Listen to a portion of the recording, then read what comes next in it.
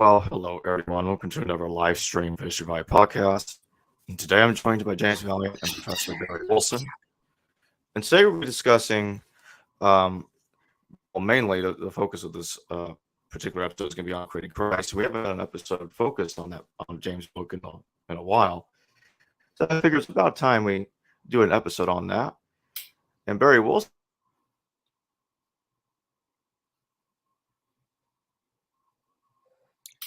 Jacob cut out on us for a second there. It could be, the weather in Texas is rather hot. That's right. Well, perhaps you and I could then start, and for the sake of our podcast viewers, I think, James, you've written a remarkable book, and to me, one of the most fascinating problems of New Testament studies is that we know so little about the authors Can of y'all the hear New me? Testament. Yes. And, I don't know that's what really happened. But continue, Barrie. We started without you, Jacob. We know so little about the authors of the four Gospels that we find in the New Testament. They're some of the most important writings in the world. And yet, who are these Gospels that are attributed to a Mark, to a Matthew, to a Luke, and a John? And as viewers of this podcast know very well, attribution isn't authorship. We don't know who wrote these Gospels, although, James, I suspect you do. And I think that we may come to that in a little while. But I think that we need to focus, as you do in your book, Creating Christ, on who were these authors, when were they written, and more importantly, why were they written? Is there something embedded in the Gospels themselves that tell us more about the agenda that these authors have and the purpose for which these writings were produced? So I thought that we might, talk first of all about, when do you think these Gospels were written? Why were they written? Because I think that takes you into your central thesis. And then perhaps a little bit more about how, and I'm sure there's a lot of miscellaneous stuff. So if we start with when. Right. And on that score, I'm very liberal and open-minded to a wide range of dates. It seems to me that the Greek Christian literature that we have in the New Testament at least began and took shape somewheres between the middle of the first century and the middle of the second century. And somewheres in there, this material was written. And I do not think that Roman provenance hinges on that.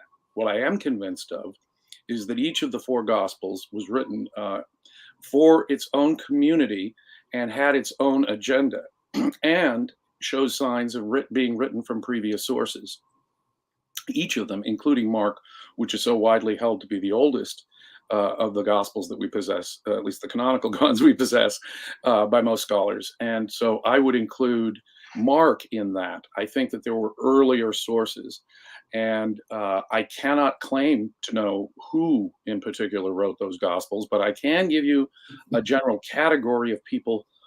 As we say in the book, there's a certain category of individual, I think, that is our leading, who have to be our leading suspects here. That it is just as an opening observation, it struck me 40 years ago that it can be no mere coincidence that Christianity emerges at precisely the same time as the great Jewish rebellions against Rome, which also stretched from the first to the second centuries of the Common Era. And that at that very time, we are told that messianic beliefs were the central motivation for the entire rebellion. So the cataclysmic war that's described, that reduces Jerusalem to rubble and reduces the temple to the Wailing Wall it is today, followed by more rebellious activity and still more rebellious activity under Bar Kokhba, which the historians, both Jewish and pagan, tell us was principally motivated by these messianic prophecies. And these rebel leaders all seem to be, by the descriptions we have, especially from Josephus, claimed messianic leaders. The standard view then from your first and second century Jew seems to be that the Messiah will be an earthly king. The sectarian documents of the scrolls seem to confirm that. Josephus seems to confirm that. The rebellion itself seems to confirm that in spades when you look at the religious nature of that rebellion.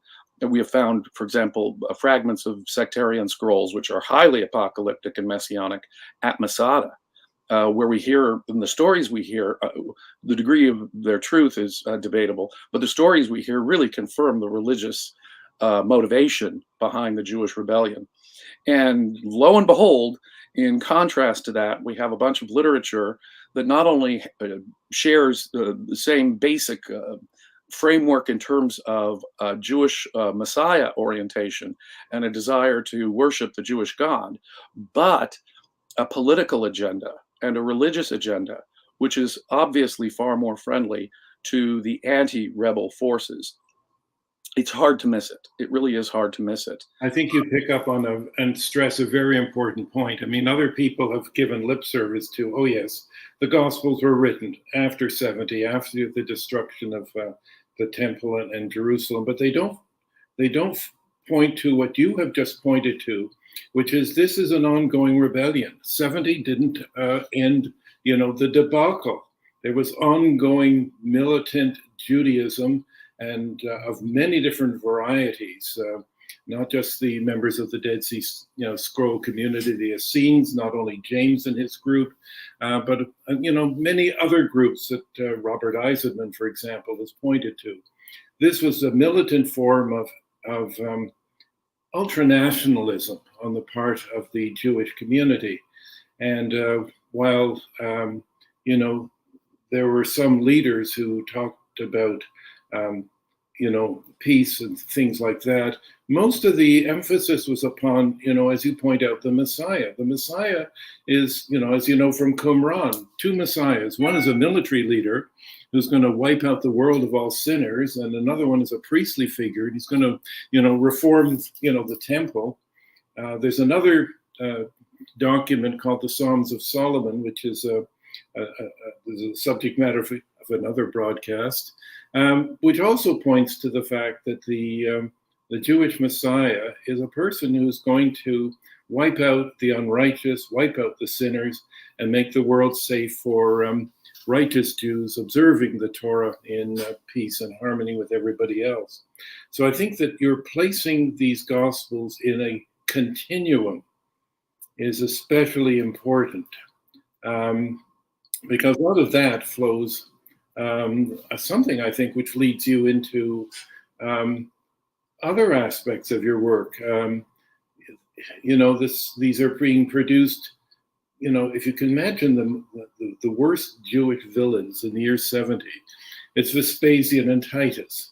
They have lambasted, they've killed hundreds of thousands, perhaps a million, Josephus says, of Jews. And guess what?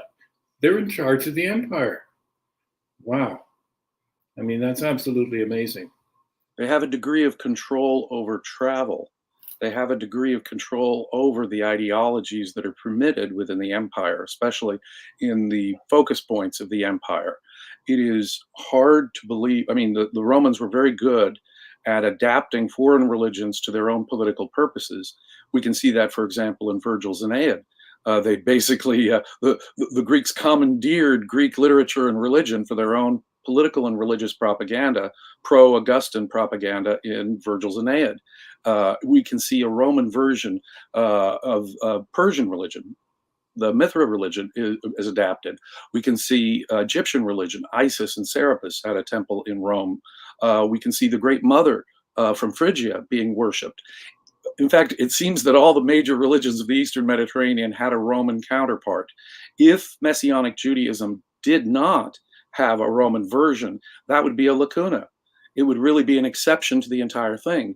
But the Greek New Testament seems to fit precisely the bill that we're looking for here, where there is a clear, no doubt about it, it's fundamentally, these are religious documents. Fundamentally, these are theological expressions telling people how to protect their immortal soul, in effect.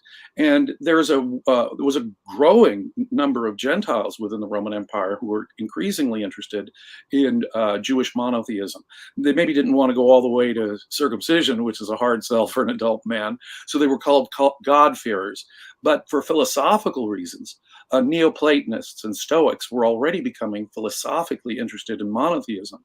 So there's a sort of dovetailing between Neoplatonism and Judaism in the first century. And that's really well expressed in the work of, say, Philo.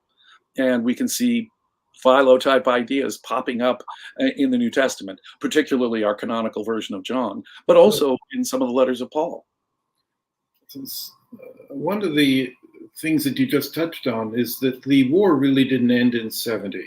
The political war, the military war, but there's a kind of an intellectual war that's going on here. And I think that's an interesting feature, because not only did they absorb and integrate, acculturate the minority religions around the empire, but Judaism too was co-opted or maybe preempted. Exactly right. What's really interesting is that the militant form of Jewish messianism appears to have gone underground after the war, or been wiped out within the empire. And so the versions of Judaism that we have seem to be, in my view, the officially, at least at times, officially approved versions of it. The Romans were, pagan Roman opinion at the time was not hot on Judaism. They regarded them as a sort of separatist, haters of all mankind. They would kosher diet. They couldn't sit down and eat lunch with everyone else. And so they regarded them sort of as standoffish, separatist. And that sort of issue was the main issue Romans had with Orthodox Judaism at the time. And Christianity appears to be a direct way of addressing that. No, indeed, Gentiles can now come into the fold, which is one of the main arguments that Paul is making in his letters. And so it appears to be addressing of course, the major elements of Jewish practice: kosher diet, circumcision, strict Sabbath observance, things like that, seem to be taking a major hit in the Greek New Testament, in an effect, making Judaism palatable to the wider pagan Roman audience. I mean, it was one of the remarkable achievements of Paul in Galatians, which is a kind of a charter document for Christianity. You know, if Judaism could just do away with the Torah, everything would be all right with the Jews. Right. That's a hard sell. That's like going to the Pope and saying, let's get rid of this mass thing and everything would be right with Catholics. Apart from this mass thing. You know, this just doesn't sell. But yeah, certainly Paul paved the way for a de-Judaized form, shall we say, of Judaism, which became a kind of Gentile Christianity, a kind of ethical culturalism form of movement. That's why the God-fearers were attracted. They were attracted to the ethical elements of Judaism, but not to all of those familial things of keeping kosher and complicating one's life with those rituals. Necessarily being a blood descendant of Abraham, directly addressed by Paul in his work, and those specific elements. But, a lot of scholars have seen in Galatians that argument there between Paul and James and Cephas seems to reflect that the Jesus movement before Paul was Torah orthodox, and it seems apparent. Paul nowhere cites the historical Jesus to sort of settle the argument, for if Jesus had said things like, it's not what you put into your body that defiles, but what comes out of your body that defiles, as he's quoted in the Gospels as saying, all Paul would have had to do would be to quote Jesus. And indeed, why would James and Cephas be so so angry? In fact, we're told that James is spying out Paul's freedom in Christ. What's that all about? If in fact Jesus had been moderate on Torah, and no, Paul's making his own arguments. He's insisting he got it from his own personal revelation and from no man in the beginning of Galatians. And so this really radically suggests that a historical Jesus and his original movement was Torah orthodox. Absolutely, and I think that's an important recognition that has come more and more to the fore, that whoever Jesus, the teacher, was, he was Torah observant and encouraged his followers to be Torah observant as well as James was. James was called a tzaddik, the righteous one, noted for his observance of Torah. So Paul gives us then a version not of, well, he says he only gives us 3 pieces of information about the Jesus of history, that he was born and that he died and that he had siblings. Nothing else. He knows nothing of his teachings whatsoever, and he never quotes him, never cites him when it would be to his advantage. Apart from, to his advantage for sure, apart from perhaps his recount of the Eucharist, where he does seem to quote Jesus. I think that's the only time in what is regarded as the authentic Pauline corpus where Jesus is ever quoted. Well, yes, according to the tradition that he has received, but who did he get it from? Right. You know, where that's right. Where did this come from? Because other people don't seem to know about that tradition. Even a symbolic drinking of blood would seem to be Torah anathema. There are a few things in Mosaic law that, if you study it, that seem to be more verboten than the consumption of blood. So that's even right. There goes rare roast beef. there goes rare roast beef. The point, drinking of blood, eating of blood, this is anathema. So that would probably not have come from the historical Jesus. But what Paul does give us is a Christ figure, and the Christ is not exactly the same thing as the Jewish Messiah at all. And he gives us a pro-Roman, anti-Jewish view of this allegedly Jewish Christ, which is really one of the great conundrums of Pauline scholarship. And I think one of the advantages of your work is that you take that into the next generation of Roman emperors. It struck me 40 years ago, well before the work even of Eisenman and James, the brother of Jesus, or Atwell's work in Caesar's Messiah. It struck me as I was reading Josephus that we have a remarkable conjunction of events. Jesus in the famous Little Apocalypse, or Jesus Apocalypse, contained within the Synoptic Gospels, is predicting not only the destruction of Jerusalem and the temple, and in a way that seems to understand the details of that. That's led many scholars to believe, of course, that the Gospels were written could only have been written after 70 and the destruction of the temple, something with which I agree.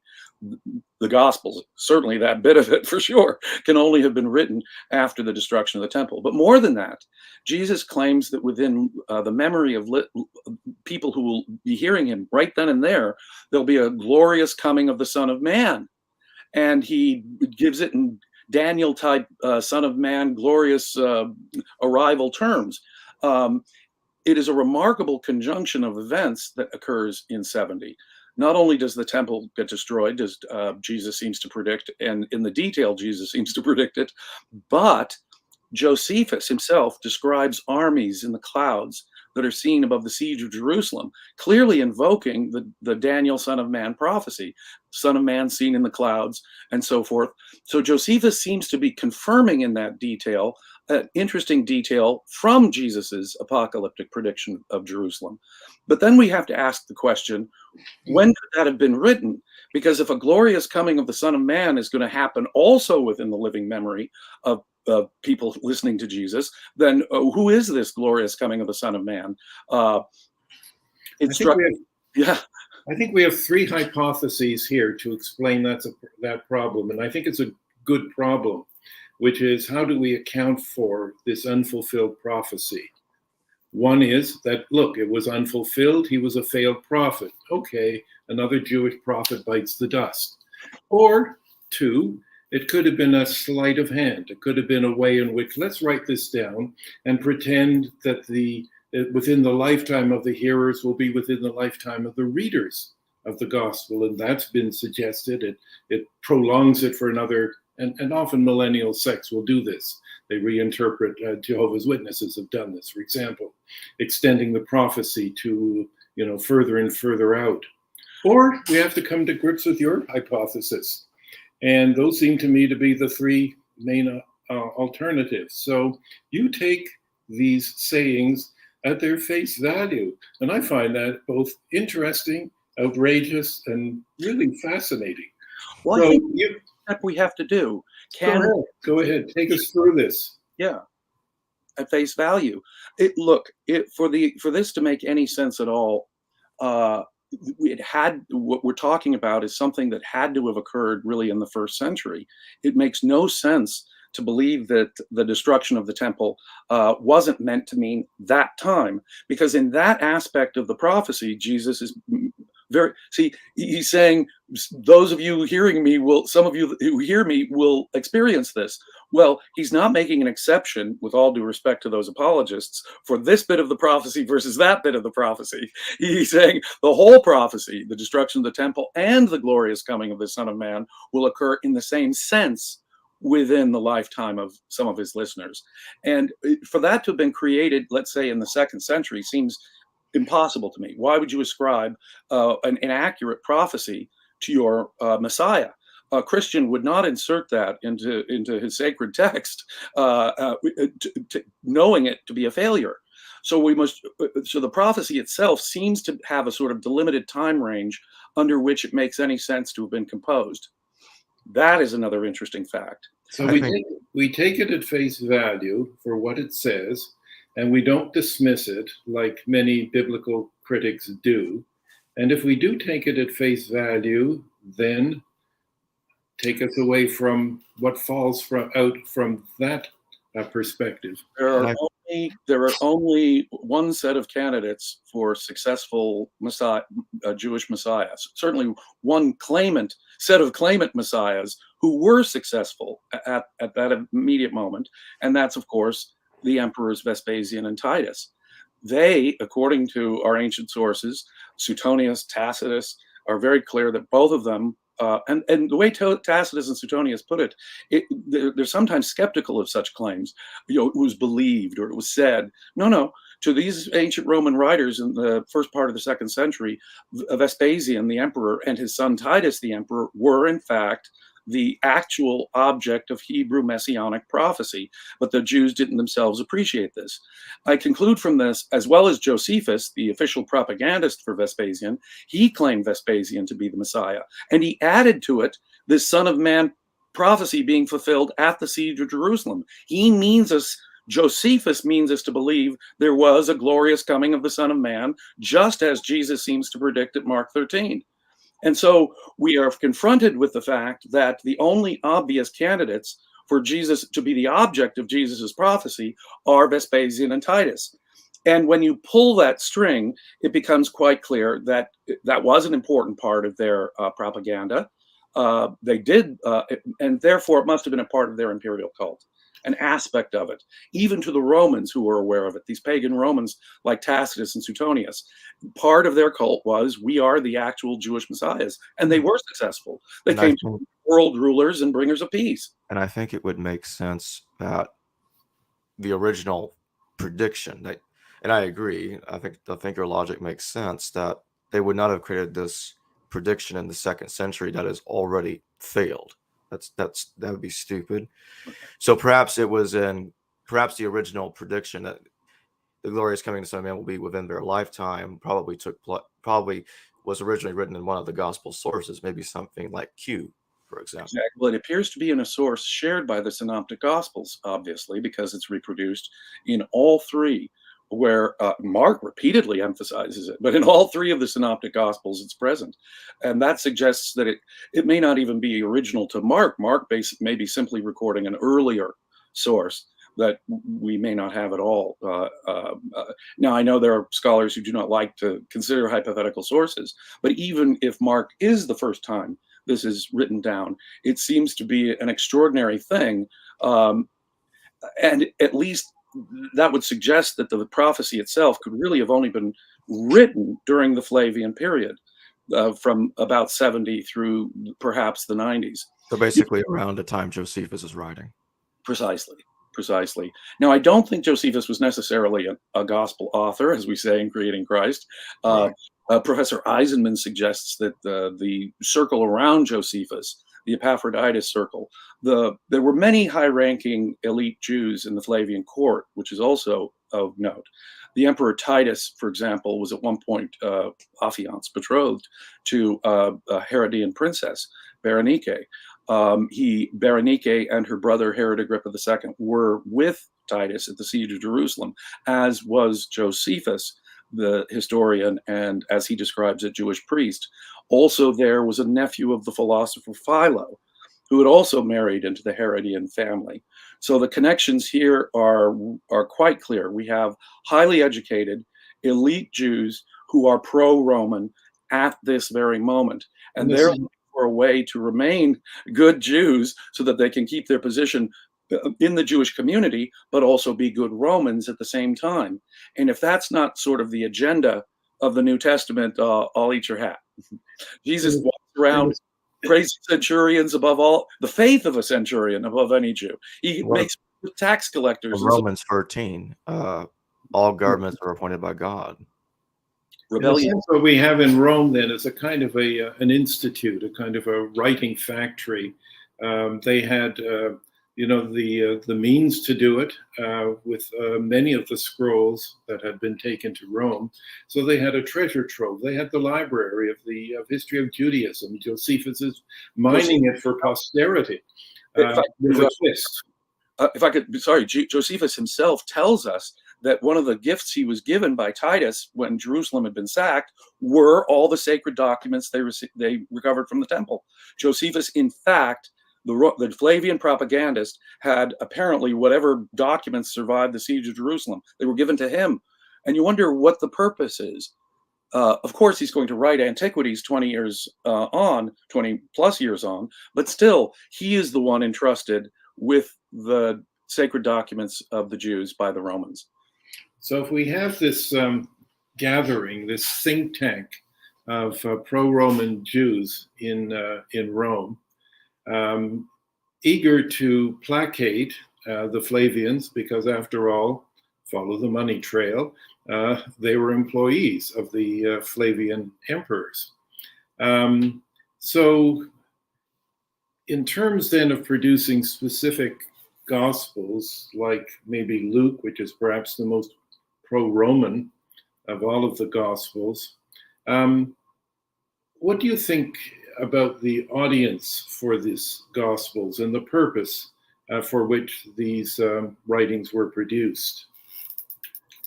Well, I think it's hard to conceive of the theology, the basic theology of Christianity in a pre-temple context. We're told by writers like Philo and Josephus that two of the main sects of Jews in the first century believed in the resurrection of souls, believed in an afterlife. And for people aware of contemporary Judaism, that needs to be stressed. Two of the main groups among Jews in the first century did believe in an afterlife, did believe in a judgment of souls. And the temple, in effect, was their mechanism for salvation. The animal sacrifices, of course, propitiated God as prescribed by Mosaic law, but also on Yom Kippur, the high priest would enter the Holy of Holies. And the one time it's not blasphemy to name God out loud is when the high priest asks God for the forgiveness of the sins of the people. So how do you get right with God? You need that high priest, that temple, that animal sacrifice, the Yom Kippur ritual. With the destruction of the temple, this created, I believe, a theological crisis as much as anything else for those Jews who did believe in an afterlife, as well as those new Gentile God-fearers who believe in an afterlife. They need a new mechanism, salvation mechanism. And of course, Jesus is directly compared to the temple as the new salvation mechanism. For Paul, Jesus is the new foundation of this new symbolic temple, as he says in Corinthians. And we ourselves, the followers of Jesus, are the actual building itself. Jesus is this new covenant in blood. See, what's wrong with the old covenant in blood? It's not around anymore. And so it seems to me that while there may have been ideas even before the destruction of the temple preparing for a crisis, it really only makes sense as a cell feature theologically after the destruction of the temple. More than that, look, God is all powerful, and he's the one creator God of the universe. And if we, the Jews, ever suffer, take, for example, the Babylonian conquest, it's not that God is rewarding these pagan idol worshippers from Babylon. No, we sinned. We must have let God down on the covenant. And that's exactly how the Tanakh explains the situation. I'm afraid our kings had foreign wives. They started idol worshiping. It was our sin because we believe in the one Almighty God. A similar crisis must have occurred for the faithful Jew in the first century when the Jewish war was lost and the temple was destroyed. We messed up. Why was God punishing us? We must have gotten something wrong. And once again, the Gospels seem to provide an answer. The true Messiah came, we didn't recognize him, and we demanded Pilate kill him. And so it's in effect giving an explanation for the Gospels are doing all kinds of things at once. There's multiple moving parts here, it seems to me. Important theological ones, but also important political ones. We messed up, we got it wrong, and it was the perfect time to strike while the griddle was hot to Right, say, so they're taking advantage of the crisis that that the Jewish rebellion failed, and the Jewish zealots could not explain why God did not intervene. So the Romans saying he did. The answer is that our emperor is actually your Messiah. You misinterpreted your prophecies. And also, I think this slides in very well. The way the New Testament seems to generally portray Jesus, even Paul's epistles to a point, they do this as well. And yeah, Paul may have written before the Jewish war, but it looks like Paul's epistles have been redacted a bit. And you have this whole deal about Jesus has been new temple. The temple or Jerusalem is a spiritual place in the sky now. and These are very strange views that Paul seems really, to go on about it and Yeah. say, a material temple won't do anymore because these Yeah. material temples are subject to destruction by flames. I do believe that that does show signs of post-war redaction or interpolation, as several other parts of, although I do believe that there was a Paul who's probably writing before the war, yeah. like most scholars. Let me make one more point really fast before you continue. One of the interesting details is if you look at the Apostolicon, supposedly organized by Marcion, in 1 Thessalonians, the First Thessalonians in that collection, it mentions similar verses to what we see in 1 Thessalonians 2:13-16. Like, okay, yeah, there's this thing here about blaming the Jews for killing Jesus. It's in both versions. But what's missing for the Apostolicon is the wrath of God came upon them for what they had done to Jesus. That is a term of art in Christian literature, meaning one thing. Yeah, Destruction of Jerusalem. So I wouldn't be surprised if that at least that piece of it's closer to the original. Right. So there are some scholars out there that think that the entirety of 1 Thessalonians 2:13-16 was interpolated. But the Apostolicon provides a different version of it you don't have to say the whole thing was added, but that the wrath of God idea was added. Right. Well, getting back also to what Barrie was saying earlier, I think that the Gospels do show signs of being written for different communities. There seems little doubt in my mind, and there are a lot of scholars who will agree with me here, that Matthew was written for a more Jewish audience. He's much more concerned that everything be a fulfillment of Hebrew scripture, and every other thing that happens. And he has a love-hate relationship with Judaism. He sure does. That's right. So you can find things that support Judaism. On the other hand, there's the blood libel. Right. Jesus's mission was only for us. He had a special mission for the Jews. However, by the end, he's going to have the Great Commission, and it's all the world that's going to be involved.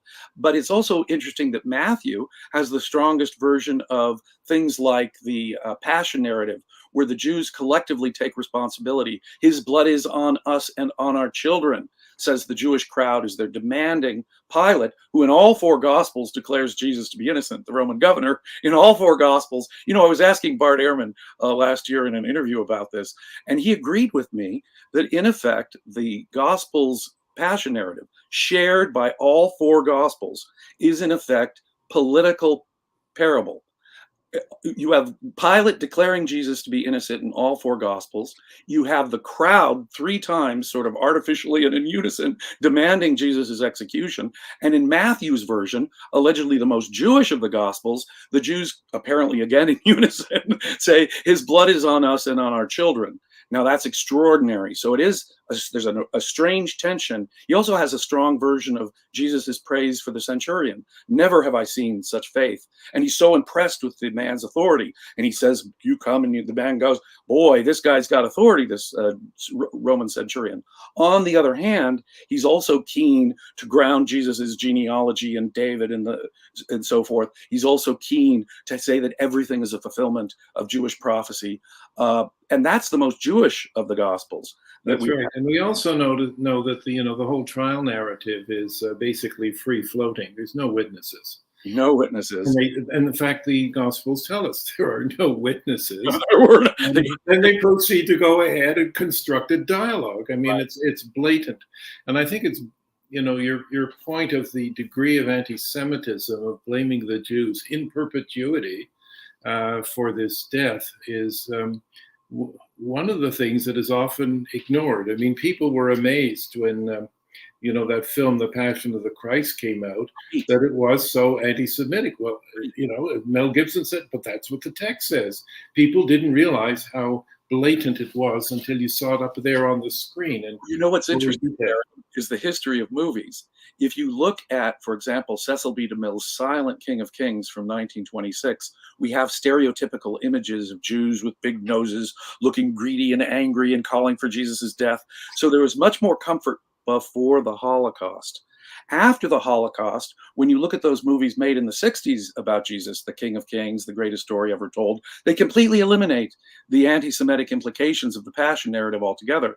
Mel Gibson, about 20 years ago, does the Passion of the Christ. He has it all in Aramaic, so to appease the rabbis who objected to it in the early screenings, he didn't put in subtitles the translation, "His blood is on us," but he still has the actors saying it in Aramaic, so you don't catch it unless you happen to know Aramaic. Amazing. So it seems to me then that the audiences for these various Gospels are basically people who, basically these Gospels are being written in a sense to neutralize militancy. They are political weapons, as you said, not just religious documents. And the politics of the Gospels is something which, tends to be ignored. Well, there's clearly a political agenda as much as there is a theological agenda. And to ignore that would be unscientific as historians. I think our historiography would let us down there. With every other topic, if I were discussing the plays of Shakespeare, or if I were discussing Virgil's Aeneid, people would not fail. Well, I would not only have to broaden it from the immediate context, but I'd have to look at the broader context of not only Roman culture and religion, but Roman politics. And unless we were going to subject that kind of literature, as everyone says we have to do, why don't we subject the New Testament and Greek Christian literature to the very same contextual considerations? As Jacob points out, in Romans 13, Paul doesn't say, get along and go along for practical reasons, because after all, it's better if we, get along with Rome. No. He says they are God's appointed agents on earth. They wield the sword for God. He's saying, pay your taxes. It's a sin if you don't. Don't rebel. It's a sin if you rebel. Now that's going like the political aspects of the. That's pretty strong. It's going beyond what most scholars put this stuff down to. Right. You're right. It's a remarkable thing as well in the Book of Acts. I don't regard the Book of Acts as a good historical source, or very terribly historical. On the other hand, even if it's just a vague understanding of the tradition about Paul's missions, it's extraordinary. It is Jews who are constantly threatening Paul as he's going around the Eastern Mediterranean. It's the only time where, every time he goes into a synagogue, he's saying something that causes them to cause a riot and stoning him. It's the only indication of stonings in a Jewish community in recorded history. So we know that Paul's message was different. Right from the outside. Officials protecting him. His jailer, there's the miraculous earthquake and he gets out of jail and the jailer's converted, or some clerk over in Ephesus helps him. Well, he's constantly rescued by Roman authorities. So Romans are his protectors. For his trial, the Romans send a whole cohort of the army to protect him when Paul's threatened by the Jews. 1,000 people. Wow. Now that's serious protection from the Roman state. I would think so, yes. He's got friends in high places. Both Herodian, but also in terms of Caesar's palace and the household of Caesar. Well, and his connections are pretty wide. As you just point out there, Philippians is rather extraordinary. In one relatively short letter of Paul, now it may be a compression of multiple letters, I think, and maybe the dating on that is interesting. But nonetheless, What we have in one short letter is a reference to, hey, greetings from all those in Caesar's household. We say hi. We have, becoming so I have such access here that no one in the imperial guard hasn't heard the message. What an extraordinary boast that is on Paul's part. He has access to the entire imperial guard, presumably in Rome from where he's writing, and because he's talking about Caesar's household. Now, I know there are scholars who say both of those can be understood as outside of Rome references, but the tradition is much of Paul's work is being written in Rome. And he also mentions the whole of the imperial guard and he also pointing to Rome. and he mentions Clement and Epaphroditus together. Also true. Yes, he does. Yeah. Very There were many, Clement. Epaphroditus are running around, but I think it's clear who it is. Suetonius and Dio Cassius are both clear. Epaphroditus and Clemens both are executed under Domitian at the same time because they're involved in a coup against Domitian. Dio Cassius adds this curious thing. The formal charge against Clemens was, quote, adopting Jewish ways or a Jewish way of life. Now, whatever that means, is he becoming a God-fearer or some kind of worshiper of the Jewish God in some generalized way? And here he is, a member of the imperial Flavian family. That's an extraordinary thing. The combination of Clement and Epaphroditus and Philippians, when the two are combined in history by pagan sources from the early 2nd century, and one of them, not from the 2nd century, Dio Cassius, records the tradition that Clemens was executed for adopting Jewish ways. This suggests to me that members of the imperial family were themselves adopting some form of Judaism as part of the Flavian imperial cult that came before Domitian. See, Domitian could not claim to be Jewish Messiah as his brother and father could. He hadn't been part of the conquest of the Jewish rebellion. And so he, at some point in his administration, turned on the Jewish elements, it appears, within the Flavian court. He had Clemens executed for adopting Jewish ways, Epaphroditus, who was the patron of Josephus. Josephus dedicates both Antiquities and Against Appian to a fellow named Epaphroditus, who must have been a high-ranking figure like he was in the Flavian court. And we have a high-ranking figure in the Flavian court executed alongside Clemens. And so it seems to me quite clear that Philippians is locating us at the Flavian court. And it's interesting to note that Christian, quote, persecution was, and indeed an on and off thing thereafter, but began under the Flavians themselves. And from that moment forward, it's becoming an issue for Roman emperors. Do we allow it and support it because it's so friendly to us, or do we not? And so the first reference we get to Christians by pagans is Pliny the Younger's letter to the Emperor Trajan when he's governor of Bithynia. What do I do with all these Christians? And it was curious there, as Pliny says, it reached its height about 20 years earlier. If Pliny is writing around 111 or 112, that puts this in the early 90s. Yeah. Right in the middle of the Flavian period, right exactly where we might have. And he says that Romans of all classes were affected by this. It's hard to believe that that could have happened without some tacit government approval, or if it was not part of the Flavian cult at that stage. Well, speaking of Pliny, some of your critics will try to say, well, Pliny and Tacitus, they talk about Christians, but they don't seem to be aware that Christianity is essentially or based upon Roman propaganda, that the government was involved in it. Well, it would be a threat to Trajan even if it were just simply a pro-Flavian movement, wouldn't it?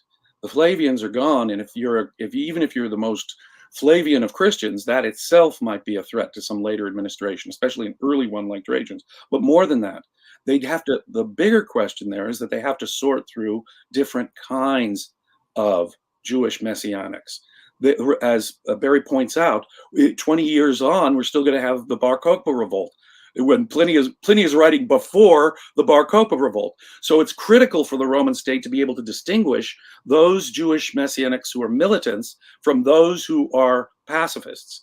The New Testament clearly is saying, love your enemy, submit to the evildoer, go the extra mile for the Romans. Obey the government. And in a sense, if I were a Christian, year 70, 80, 90, running around Rome, and let's say take the 90s, I would have two sources for my faith, one of which would be probably some of the letters of Paul, and they would tell me not to be Jewish and to be pro-Roman.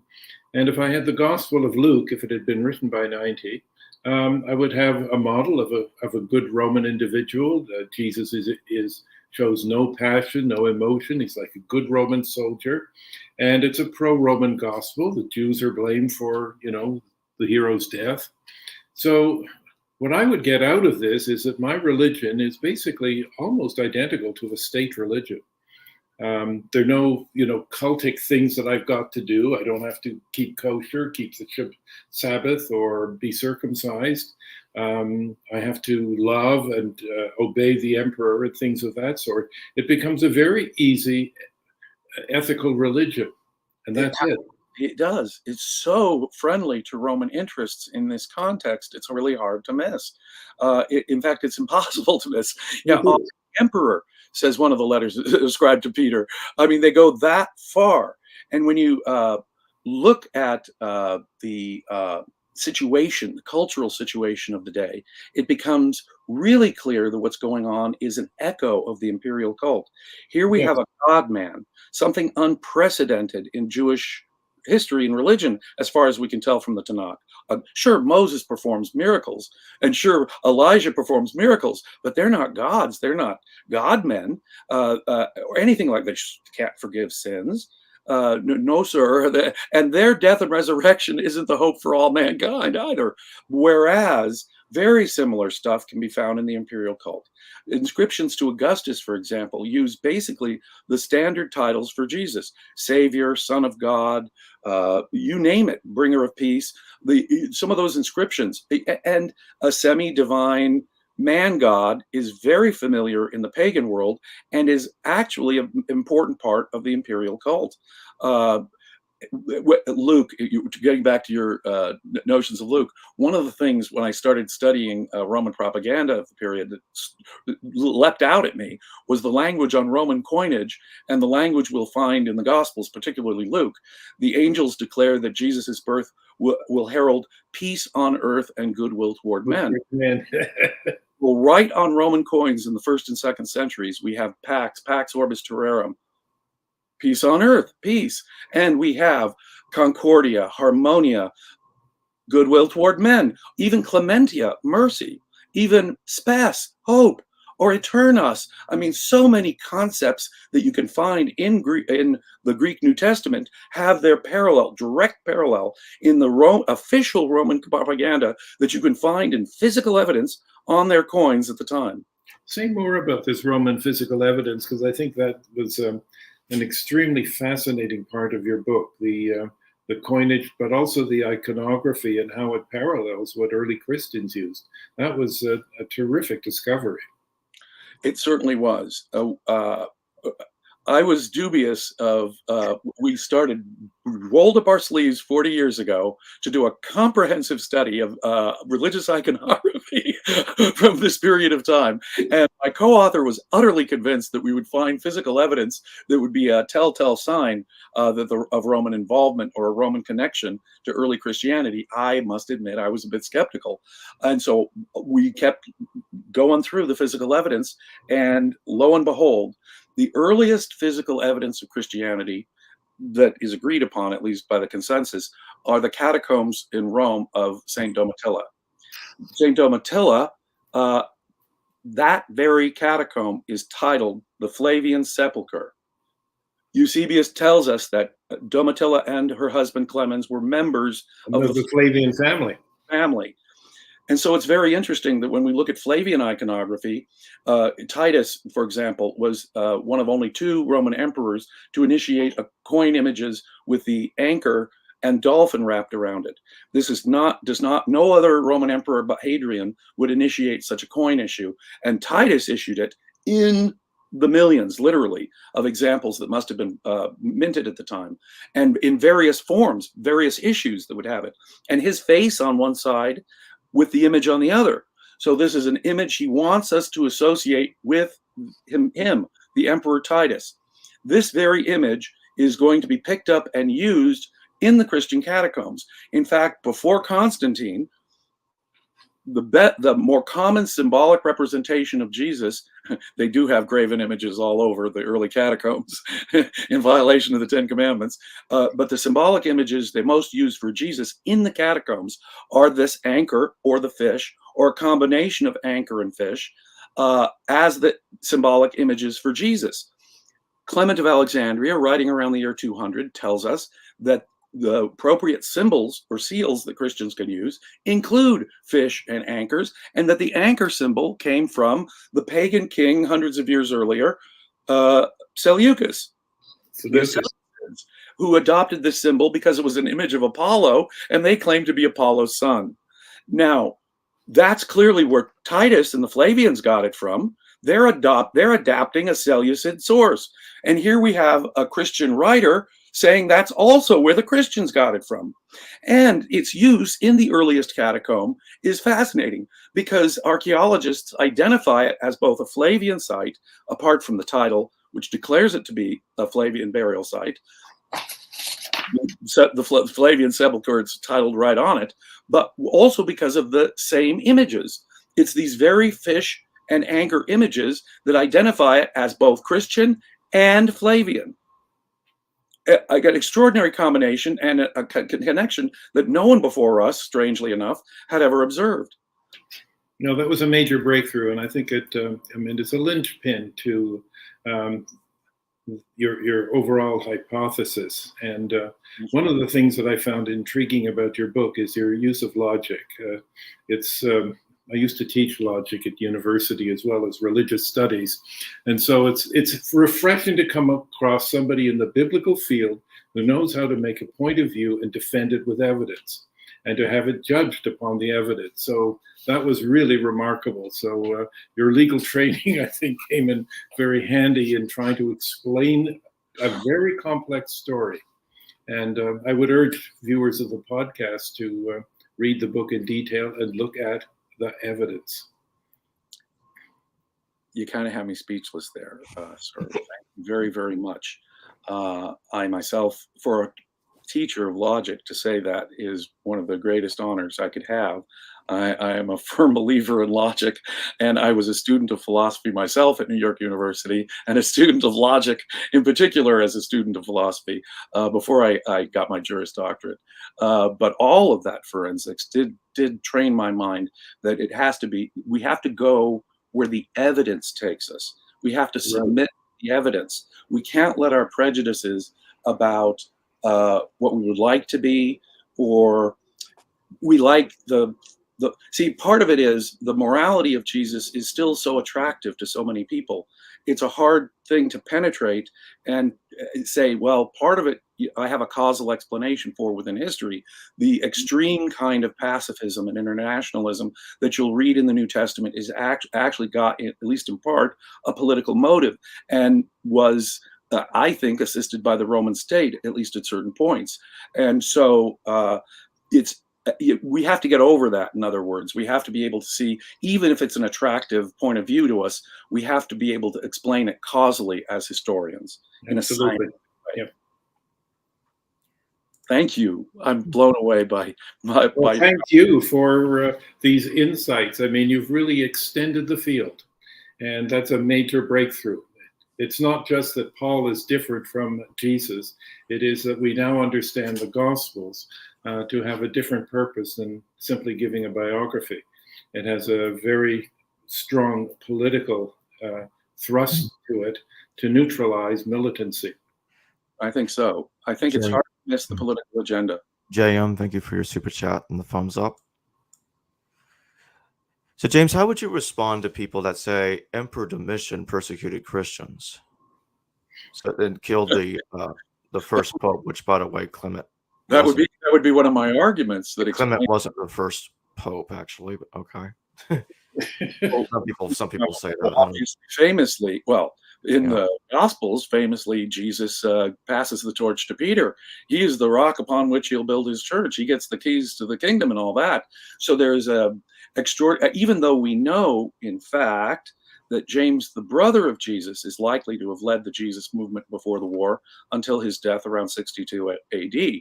And so despite the leadership of James, which appears to be the reality in the Gospels, which also suggests to me a post-war date for the Gospels, Peter is handed the torch of authority. Now, how would I explain? It's actually part of my argument. The Roman government would have a on again, off again, positive, negative relationship with Christianity until Constantine. And to understand that, you have to understand that it had a on again, positive, negative relationship, even within the first dynasty to promote an official Roman Judaism, the Flavians. As I said, Domitian could not claim to be Jewish Messiah. He had no interest in this aspect of the imperial cult, even though his own legitimacy in part depended upon the divinity of his father and brother. They came from a very humble family, by the way, and it is the Barbara Levick, the most recent scholarly biographer of Vespasian, puts it neatly. She says the Flavians were ostentatiously modest. They used their humble origins as part of their propaganda, which is also a very interesting connection to Luke.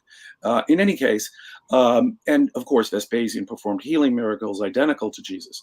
The only emperor we know of to have performed actual miracles during his earthly life, and they were healing miracles in every version of them that match perfectly healing miracles of Jesus in the Gospels. Now, getting back to Domitian, Domitian, I think, faced a power struggle, a perfectly political power struggle. And he was against the previous members of the family, at least the way they were thinking, like Titus and Vespasian. Like he was. Well, look at Yeah, it. After the death of Domitian's own infant son from his wife, Domitia Lepida, he had adopted the sons of Clement as his heirs. So his cousin Clement, who had married his niece, Domitilla, had several children, apparently, and two of them were adopted by Domitian. So when Clement was executed for adopting Jewish ways, it was also the simple fact that his sons were slated to succeed Domitian. We're told in no uncertain terms by both Suetonius and Dio Cassius that Clemens was involved in a palace coup. And a couple of short years later, Domitian would be murdered by a palace coup engineered by his wife, who got a slave named Stephanus to kill Domitian. And it was apparently a brutal struggle, the assassination of Domitian, as it's described, at least by the ancient historians. So there was palace coup activity by the Jewish elements within the Flavian court. And I think that more than anything is what turned Domitian, who had no use for the Jewish aspects of the imperial court anyway, against. What's fascinating is, I mean, you look in the 90s, one of the pseudo Pauline epistles, like Second Thessalonians, you can see that the Christian attitude regarding the Romans kind of flitches there for a moment, when it says, actually, we're being attacked by somebody claiming to be a god. Yeah, God. Yeah, that's what it's saying. Domitian, interestingly enough, was only one of two emperors who claimed to be a living god in the first 2 centuries. There was Caligula. Until the time of Commodus, at the end of the 2nd century, we have Caligula, his brief reign of 4 years, and we have Domitian, who Suetonius says demanded to be called Lord. And in Roman etiquette, that's a big no-no. They were still emerging from their Republican, anti-king prejudices. So when a Roman emperor claimed to be a god, as was common for kings in the Eastern Mediterranean to do, pharaohs and so forth claimed to be gods or sons of gods and were worshipped in the East all the time. Not so in Rome. It was a good while until really in the 3rd century. Not until the 3rd century did it become common for Roman emperors to assert their divinity. Until that time, you've got Caligula and you got Domitian. Yeah, and as I've pointed out in the past, Second Thessalonians talks about an agenda that the son of lawlessness, as it's referring to this persecutor, who is declaring himself to be a deity, will be taken out. And Domitian is, taken out. And Paul seems to be an associate of Epaphroditus and Clemens, who were both involved in a palace coup against Domitian. Yeah, that's exactly the point that I made in the past. That is an interesting conjunction of facts, Jacob. I'll give you that. Yeah. I mean, obviously a pre-war Paul couldn't have written this because he'd been way dead, but whoever is pretending to be Paul here seems to be involved or is associating with people or knows about the people that were involved in this assassination. I think it's impossible to deny Yeah, that Paul's letters have been added to and that there were redactional stages to them. For example, in the last chapter of Romans, we're Tertius. and Yeah, we hear about the money man from Corinth, Erastus. Well, we only know of one money administrator in Corinth, and he lived in the 2nd century. Furthermore, in the book of Acts, we're told that Paul has interaction with one Sergius Paulus, the consular governor of Cyprus. Well, again, we only know of one Sergius Paulus, who's the consular governor of Cyprus, and he was governor of Cyprus in 125. Which may suggest that Luke Acts could be that late, and yeah, or at least has a yeah, redactional element that late. and let me suggest that in uh, okay, yeah, it's in 2 Timothy 4:20. Erastus is mentioned. It is not referred to as treasurer. He's referred to as a treasurer in Romans 16. And that suggests to me that 2 Timothy was written prior to his appointment as Well, that's treasurer. extraordinary because most scholars would say Romans is authentic Pauline material, and Well, Timothy is I this. got no problems with lots of Romans being authentic. I'm talking about simply the last chapter, Romans Yeah, 16. What exactly. it's kind of weird. This Tertius guy shows up out of nowhere and then disappears just as easily, never shows up again. And it's like, hey, I wrote this. And he doesn't really say like I wrote this alongside with Paul. Like you look at 1, 2 Corinthians, 1, 2 Thessalonians, you have like allegedly multiple co-authors, which by the way, those people are missing from the On the other apocryphal. hand, we have references in Paul's letters to the fact that he had to flee from King Aretas when Aretas was attacking Herod Antipas Exactly. in the It, 30s. it's We have a reference to yeah. him having an argument with James, the brother of Jesus, who Josephus says was executed in 62.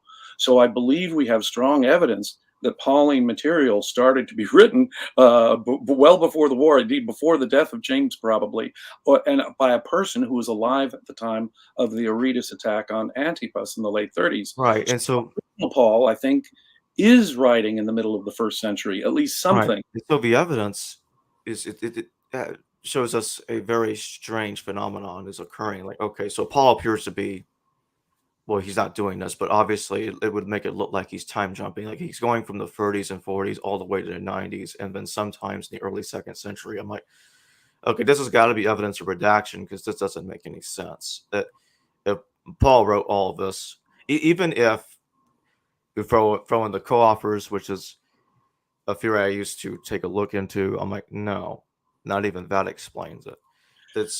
There has to be levels of redaction in those and at least at least 2 times after Paul's death to explain that. And that's what I think happened. That is why I think there has to be a book written called The Many Pauls. the many Pauls. The That is Many Yeah, I do need to write about that.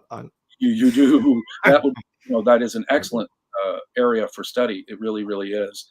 I How did mean, Paul's letters come into and being? and yeah, another question that I don't think people think about is like, why does Acts mention that Paul and Saul are the same guy? You have this idea. Okay, so Saul of Tarsus becomes Paul. Robert Eisenman notes that Acts contradicts the epistles by appearing to suggest the conversion of Paul happened 30 years later than 2 Corinthians thinks it did. Because in the epistles, or what is deemed to be the authentic bits, Paul's conversion happened in the 30s, but Acts seems to think it happened in the 60s. Which is it? Can't be both. And why does Paul never mention he was Saul? The traditions about It Paul just are gets really complicated. and late. They really, really are. In the Clementine recognitions, there appears to have been an original reference to a Saul who had been involved in the death of James. We That's know right. from a But here's margin. It was so we have reason to believe that Saul and Paul are 2 distinct characters right. That in was the point. Clementine literature, whereas Acts Right. appears to be But insisting they're the I would same. like to let me. I'm not quite sure. There's a super chat question I'll take in a second, but my full argument that I was making about Clement portraying Paul and Saul as two different people is as follows. In First Clement, he mentions Paul positively and a few times. The first letter of Clement, which is deemed authentic by many scholars. The recognitions, which most scholars think is fake, I think there was an authentic core. Oh, I think many scholars say that a core of recognitions goes back to the 2nd century, although right, but not written by yeah, who was claimed to be written by. It's like a double layer of fake. Unless I missed something, I could have sworn that was the argument. But I think it goes earlier than that. Like, I think it has to be pre-Acts, in my opinion, because I'm like, okay, it has Saul killing James in the recognitions Eisman points out, and there's another manuscript of it, of a margin note that says, actually, Saul was named as the killer of James. He led the mob to kill James. So Clement's brief mention of Saul is very, very negative. And then in First Clement, Paul is very, very positive. Like, that's odd. Professor Eisman notes the similarity between the martyrdom of Stephen as it's related in the beginning of Acts and the death of James as it's related in the pseudo-Clementine literature and other places. And there appears to be some overlap there. And having Paul there in Acts sort of helping out, not killing James, but sort of helping out collectively with the clothes at the death of Stephen is interesting in light of the Clementine recognition's assertion about Saul's role in James's death.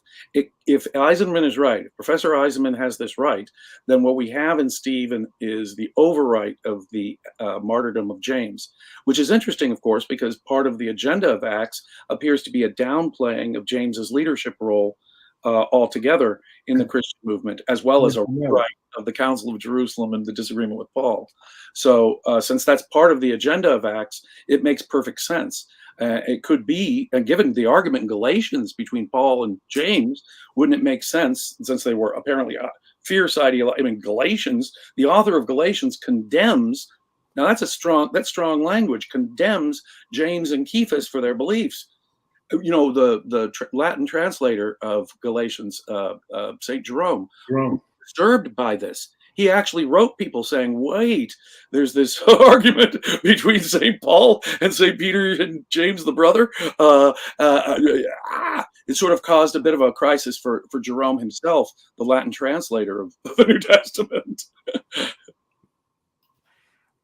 Let me take this super chat real quick. Elias Almodi, thank you for your super chat.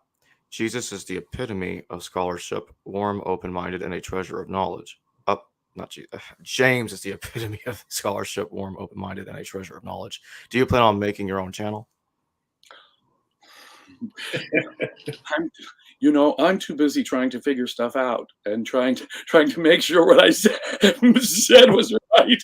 And no, I'm confident about most of what I said, but I'm still busy being a student of the subject, and far too busy being a student of the subject and helping other people and associating and getting their help for my own work to run a podcast or a YouTube channel.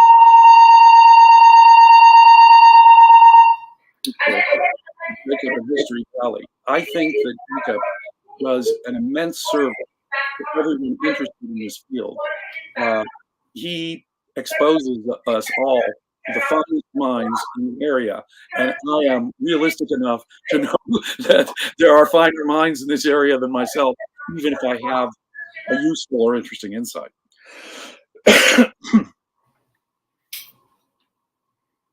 Thank you for your for the super chat, Thank you. Yes, indeed, very much.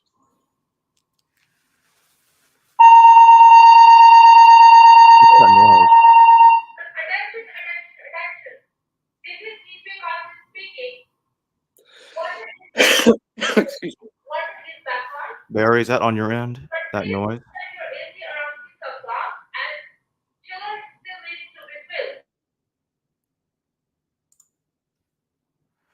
Yeah, I'm hearing some kind of noise from Barry's end. Oh, it's gone now. I muted. The Irish announcement are air conditioning has been off and it's now been restored. So That's Oh. good. you now have my full attention. Well, the kind of heat that's been going around this summer. Yes, it's been off all day while they fixed it in the condo. Yeah. Hmm. Sorry for that intrusion. No, but understandable one. It was really reinforcing your point, James. You know, it was really Putting it in italics. emphasizing it. Let's talk a little bit about the persecution stuff before we close. I think we touched on the main points. Some people say the Roman emperors should persecute Christians, so therefore they couldn't have created it. Like that to them, that doesn't make any sense. Like, well, sometimes I like to point out the Knights Templar were created by the Catholic Church, Vatican, and then they turned on the Knights Templar. And that's kind of the way I look at this. And also, it's kind of dependent on which Roman emperor was in charge. Some people don't notice that. Like, sometimes they get persecuted, and sometimes they don't. And it would go back and forth like a revolving door until Constantine. There's also a problem, you know, with nomenclature here in terms of emperors persecuting Christians. I don't think they made too much of a distinction between, you know, your loving, you know, pro-Roman, peaceful Christian and your more militant, under the wing, I'm going to get you kind of Christian. So I think Christian is an ambiguous word. Yes, and it certainly was ambiguous. Certainly by the time at the time of Tacitus writing the Annals, we have these Christiani who he associates with Jesus, and he says that Nero pinned the blame for the Great Fire of Rome in 64 on these Christiani that Tacitus says are the followers of Jesus, and in Tacitus's mind, these are simply rebels. It makes sense to persecute them. They are violent, they are militant. There's nothing in Tacitus's mind that would make them anything but Jewish rebels at that point. That may suggest that the Jesus movement, as you might imagine, was just one of the original pre-war Jesus movement, was just an ideological wing, in effect, of the rebellion. One of these pre-war messianic movements from the Holy Land that Jesus may have actually been, and this seems to be true, he claimed to be King of the Jews. The charge that apparently sticks in all four Gospels, he's King of the Jews, and that's even on the titulus on the cross.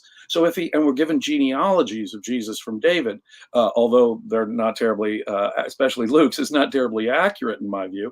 And nonetheless, it makes a good deal of sense to say that Jesus was probably crucified by the Romans because he was a claimant to the Davidic throne and was perceived by them as a political threat. That is what makes most sense to me. Now, there was something about your earlier question that I wanted to get to. What was the first part of it again, Jacob? It was critical for me. Was it from the super chat or was it from me? From you, that you wanted to touch on. There was a point. I was talking about depending on which emperor was in charge. Exactly. Thank you. Oh. We're told by the Christian historian Eusebius that Hadrian permitted the appointment of Christian bishops in Jerusalem. Point blank, Hadrian allowed the appointment of Christian bishops in Jerusalem. So that's so perfect you mentioned that, because something very strange happens in about 136 CE, 135, 136 CE. So basically, when Bar Kokhba was coming to an end, the third Jewish-Roman War. Some people call it second. I don't agree. I say third because Kittos is in between the first Jewish-Roman War. Bar Kokhba was like, let's not ignore that war, shall we? I mean, that was a big one too. I mean, they almost took a bit of Egypt there. So anyway, yeah, the Battle of Alexandria. Moreover, we have evidence that there was a large number of Christians in the Roman army by the end of the 2nd century. But to finish the point I was really trying to get to, the man named Aristian was appointed secretary of a Bishop Marcus of Jerusalem, who was also, they were appointed simultaneously. Marcus became a bishop and Aristian became a secretary.